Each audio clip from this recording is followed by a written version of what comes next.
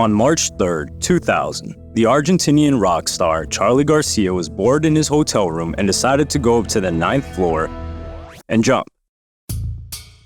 Charly Garcia is seen as the king of Argentinian rock music.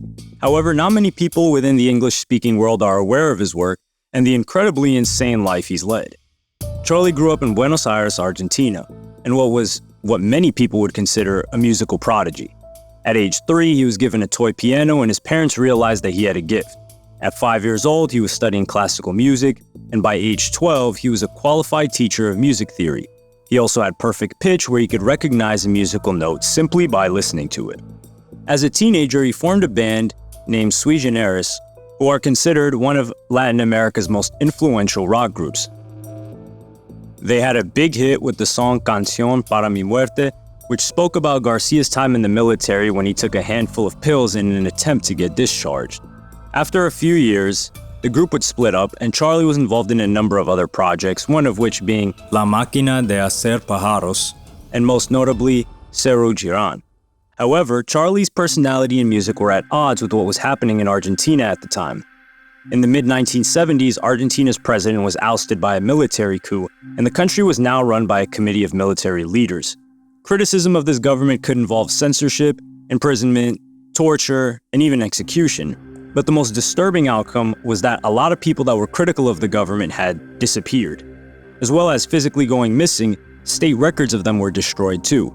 And they created a situation where they acted as if these people never existed in the first place. Charly Garcia and many other rock musicians spent a lot of time in exile during this period.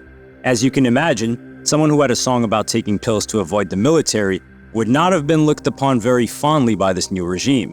So, Garcia lived for quite a long time in Sao Paulo, Brazil, and recorded a lot of music that criticized the country from afar.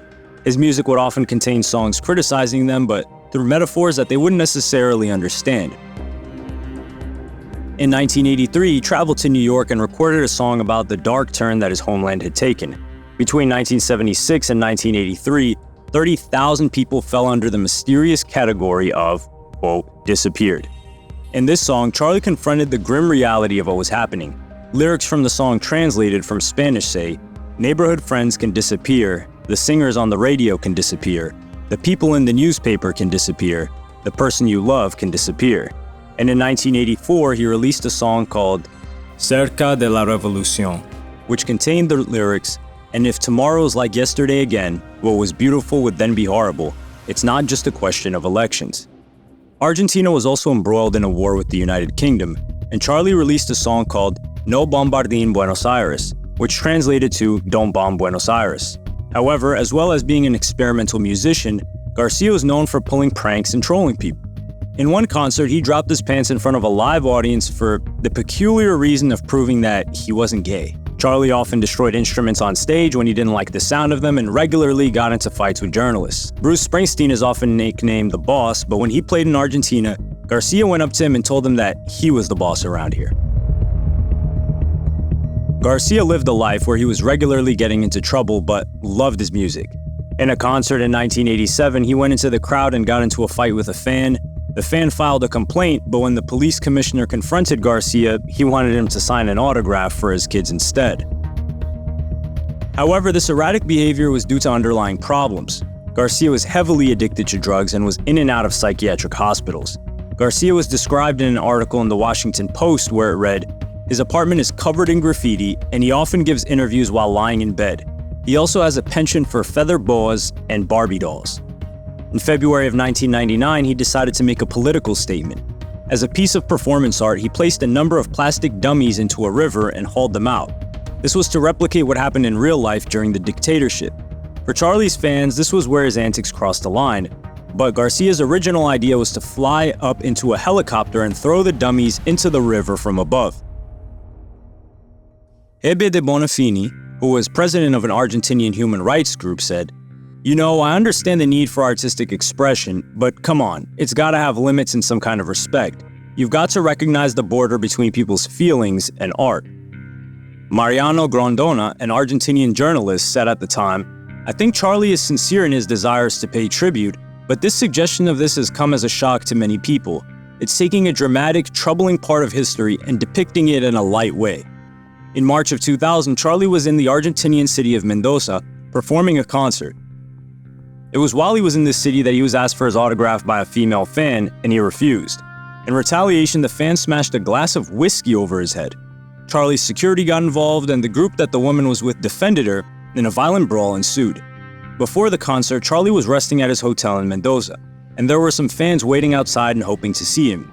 However, in the very same hotel, a press conference was being held by Alberto Flamaric, who was the Minister of Labor. A cameraman working for a local TV station said, "The reporter tells me to go outside because we saw a lot of fans peeking out to see if they could see Charlie. We make a note to the fans, we send the material to the channel from the mobile. I put the camera on the floor, and when I'm changing the tape, all the fans start screaming. He looked up and I see him peeking out on the ceiling. I grabbed the camera from the floor and press record." And had he not pressed record on his camera, not many people would have believed what happened next. In this footage, you can see Charlie jumping from the 9th floor and falling from a height that no mortal human being could survive.